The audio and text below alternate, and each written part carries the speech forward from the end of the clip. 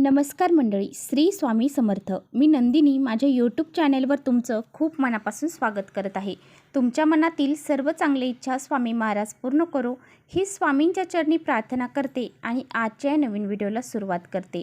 तर पहा, उद्या वार आहे रविवार आणि या दिवशी आलेली आहे वैशाख महिन्यातील संकष्टी चतुर्थी. चतुर्थी म्हटलं की आपल्याला गणपती बाप्पांचं स्मरण होतं, कारण चतुर्थी ही गणपती बाप्पांना समर्पित आहे. त्यामुळे या दिवशी गणपती बाप्पांची विधिवत पूजा अर्चा करून त्यांच्या आवडीच्या वस्तू आपल्याला त्यांना अर्पण करायच्या आहेत. गणपती बाप्पांना विद्येची, ज्ञानाची, बुद्धीची, विघ्नहर्ता अशा विविध नावांनी ओळखलं जातं. आणि वैशाख महिन्यामध्ये जी चतुर्थी येते तर त्या संकष्टी चतुर्थीला एकदंत संकष्टी चतुर्थी म्हणून ओळखलं जातं. संकष्टी चतुर्थीचं व्रत केल्याने आणि गणपती बाप्पांची विधिवत पूजा केल्याने आपल्या करिअरमध्ये, नोकरीमध्ये, व्यवसायामध्ये आपली खूप सारी प्रगती होते. व्यक्तीच्या जीवनामध्ये कोणत्याही समस्या, अडचणी ह्या येत नाही आणि त्यामुळे ह्या संकष्टी चतुर्थीचं व्रत हे केलं जातं. याचबरोबर काही उपाय देखील केले जातात. तर आजच्या व्हिडिओमध्ये मी तुम्हाला अतिशय प्रभावशाली उपाय सांगणार आहे. गणपती बाप्पांजवळ आपल्याला ही एक वस्तू जी आहे तर ती उचलून जवळ ठेवायची आहे. ही वस्तू जर आपण उचलून आपल्या जवळ ठेवली तर पैशाच्या सर्व अडचणी दूर होतील. आयुष्यभर पैसा कमी पडणार नाही. असा हा अत्यंत प्रभावशाली उपाय उद्या संकष्टी चतुर्थीला आपल्याला करायचा आहे. हा उपाय कसा करायचा आहे याबद्दलच आजच्या व्हिडिओमध्ये आपण सविस्तर जाणून घेणार आहोत. त्यामुळे व्हिडिओ कुठे स्किप न करता शेवटपर्यंत नक्की बघा, जेणेकरून तुमच्यापर्यंत योग्य ती माहिती पोहोचेल. आपल्या चॅनलवर जर नवीन असाल तर चॅनलला लगेच सबस्क्राईब करा. असेच माहितीपूर्ण व्हिडिओ पाहण्यासाठी बेल आयकॉनलाही प्रेस करा, म्हणजे मी जेव्हा नवीन व्हिडिओ अपलोड करेन त्याचं नोटिफिकेशन सर्वात अगोदर तुम्हाला भेटेल आणि तुम्ही एकही व्हिडिओ मिस करणार नाही. त्याचबरोबर कमेंट्समध्ये ओम गण गणपती नमः हे लिहायला देखील विसरू नका आणि व्हिडिओ महत्त्वपूर्ण वाटला तर तो इतरांपर्यंत शेअर देखील करा. तर बघा, हा जो उपाय आहे तर तो आपल्याला आपल्या घरातील पैशाच्या अडचणी दूर करण्यासाठी करायचा आहे. तर पहा, बऱ्याच वेळा आपण खूप सारे कष्ट करतो, मेहनत करतो, परंतु आपल्या कष्टाला, मेहनतीला योग्य ते फळ प्राप्त होत नाही. म्हणजे आपल्याला योग्य तो मोबदला प्राप्त होत नाही आणि यश आपल्या कष्टाला आणि मेहनतीला मिळत नाही. अशा वेळी आपण खूप सारे पैसे कमवतो, परंतु ती लक्ष्मी जी आहे तर ती स्थिर ठेवत नाही. म्हणजे ती लक्ष्मी जी आहे तर ती आपल्या घरामध्ये स्थिर राहत नाही. कोणत्या ना कोणत्या मार्गाने ती लक्ष्मी घराच्या बाहेर निघून जाते आणि आपल्या हातातून, आपल्या घरातून जास्तीचा पैसा हा घराच्या बाहेर निघून जातो. त्यामुळे आपल्याला वारंवार आर्थिक अडचणी ह्या जाणवतात आणि घरामध्ये गरिबी येते. तर पहा, आपल्याला हा जो उपाय आहे तर तो सकाळपासून ते संध्याकाळपर्यंत तुम्हाला जेव्हा वेळ भेटेल तेव्हा तुम्हाला करायचा. तर पहा, हा जो उपाय आहे तर तो तुम्ही घरी करू शकता किंवा मंदिरात जाऊन देखील करू शकता.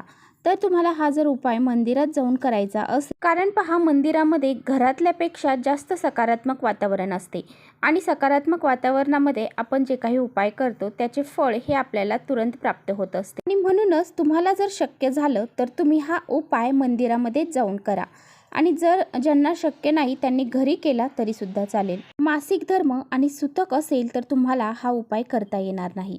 हा उपाय करण्यासाठी तुम्हाला एक प्लेट लागणार आहे. त्या प्लेटमध्ये तुम्हाला हळद आणि कुंकवाची पेस्ट करून त्याच्या साह्याने एक स्वास्तिक काढून घ्यायचं आहे. स्वास्तिक काढताना त्याचे 4 बिंदू आणि साईडच्या 2-2 रेषा ह्या तुम्हाला काढायच्या आहेत. तर पहा, ह्या स्वास्तिकवरती आपल्याला फुलांच्या पाकळ्या टाकायच्या आहेत. जर तुमच्याकडे झेंडूचे झाडं असतील, झेंडूचे फुलं असतील तर त्या फुलांच्या पाकळ्या तुम्ही यावरती टाकू शकता.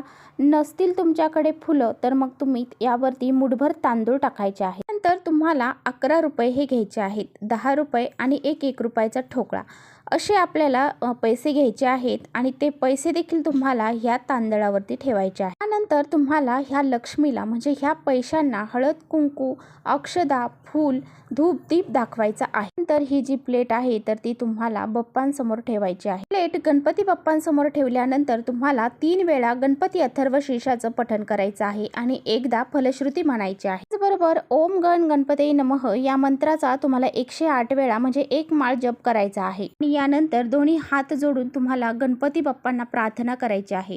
तुमच्या ज्या काही समस्या आहेत, ज्या आर्थिक समस्या आहेत, पैशांच्या अडचणी ज्या आहेत त्या दूर होण्यासाठी तुम्हाला प्रार्थना करायची आहे. तर पहा, हे तुम्हाला दिवसभर रात्रभर गणपती बाप्पांसमोरच ठेवायचं आहे. आणि त्यानंतर दुसऱ्या दिवशी सोमवार आहे, तर त्या दिवशी तुम्हाला काय करायचं आहे, हे 1 रुपयाचं नाणं एका कागदामध्ये तुम्हाला गुंडाळायचं आहे आणि तुमच्या जवळ ठेवायचं आहे. नाणं जे आहे तर ते तुम्हाला तुमच्या जवळ पर्समध्ये ठेवायचं आहे.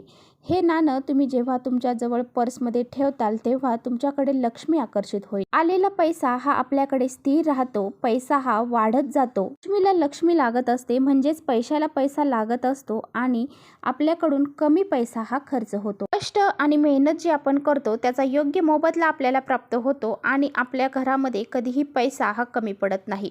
हा जो 1 रुपयाचं नाणं आहे तर ते आपल्याला कायमस्वरूपी आपल्या पर्समध्ये ठेवायचं आहे, ते आपल्याला खर्च करायचं नाही. त्यानंतर जे 10 रुपयाची नोट आहे तर ती तुम्हाला काय करायची आहे, ही 10 रुपयाची नोट घेऊन तुम्हाला गणपती बाप्पांच्या मंदिरात जायचं आहे. ती 10 रुपयाची नोट तुम्हाला गणपती बाप्पांच्या जे दानपेटी आहे तर त्या दानपेटीमध्ये अर्पण करायची आहे. किंवा तुम्ही काय करू शकता, तर पहा, गणपती बाप्पांचे मंदिर असेल किंवा कोणतंही मंदिर असेल त्याच्या बाहेर काही लोक बसलेली असतात आणि ते काहीतरी दानधर्म करा असं म्हणत असतात.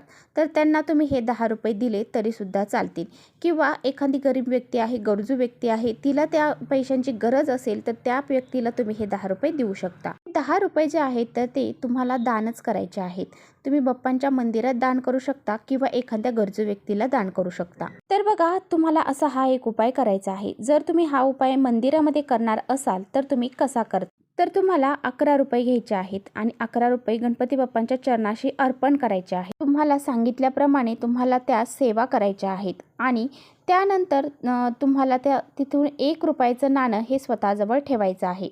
तर तिथे जर मंदिरामध्ये तुमच्या पुजारी असतील तर त्यांच्याकडून तुम्ही हे पैसे 1 रुपयाचं नाणं हे माघारी घेऊ शकता. तुम्ही त्यांना म्हणू शकता की यातला 1 रुपया मला हवा आहे. ते तुम्हाला पैसे ते देतील. ते पैसे तुम्हाला तुमच्या पर्समध्ये हे ठेवायचे आहे. असा हा एक उपाय करून पहा. हा उपाय केल्याने तुमच्या पैशांच्या अडचणी ह्या दूर होऊन जातील. गणपती बाप्पांची कृपा ही आपल्याला प्राप्त होते आणि आपल्या घरामध्ये कधीही पैशाच्या अडचणी निर्माण होत नाही. आयुष्यभर आपल्याला पैसा हा कमी पडत नाही आणि कोणत्याही बाबतीत आपल्या घरामध्ये संकट अडचणी देखील येत नाही. तर चला, इथेच थांबवते माझा व्हिडिओ तुम्हाला थोडा जरी आवडला असेल तर नक्की लाईक करा. चॅनलवर नवीन असाल तर चॅनलला सबस्क्राईब करा. परत भेटूया अशा छानशा व्हिडिओसोबत. तोपर्यंत ओम गण गणपते नमः.